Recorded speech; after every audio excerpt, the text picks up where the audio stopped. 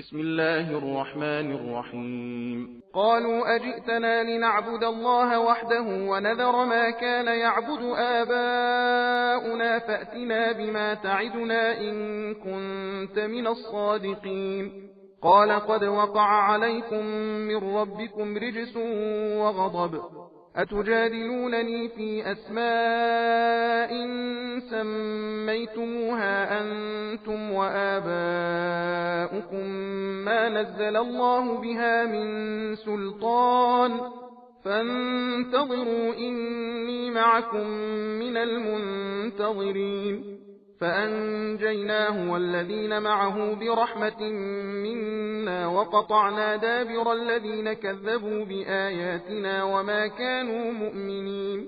وإلى ثمود أخاهم صالحا قال يا قوم اعبدوا الله ما لكم من إله غيره قد جاءتكم بينة من ربكم هذه ناقة الله لكم آية فذروها تأكل في أرض الله ولا تمسوها بسوء فيأخذكم عذاب أليم.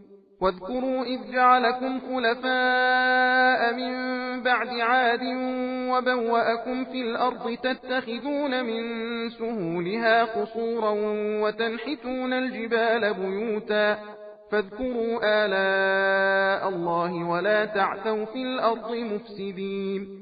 قال الملأ الذين استكبروا من قومه للذين استضعفوا لمن آمن منهم أتعلمون أن صالحا مرسل من ربه؟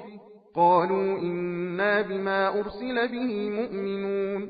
قال الذين استكبروا إنا بالذي آمنتم به كافرون.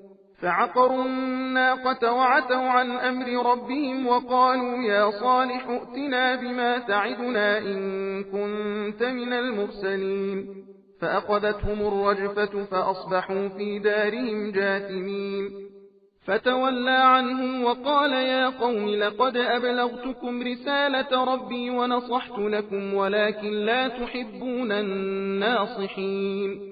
ولوطا إذ قال لقومه أتأتون الفاحشة ما سبقكم بها من أحد من العالمين إنكم لتأتون الرجال شهوة من دون النساء بل أنتم قوم مسرفون.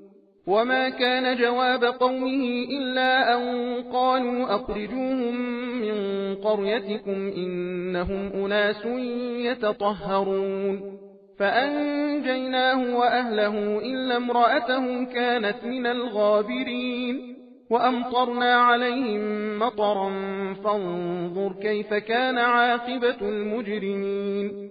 وإلى مدين أخاهم شعيبا قال يا قوم اعبدوا الله ما لكم من إله غيره قد جاءتكم بينة من ربكم فأوفوا الكيل والميزان ولا تبخسوا الناس أشياءهم ولا تفسدوا في الأرض بعد إصلاحها ذلكم خير لكم إن كنتم مؤمنين.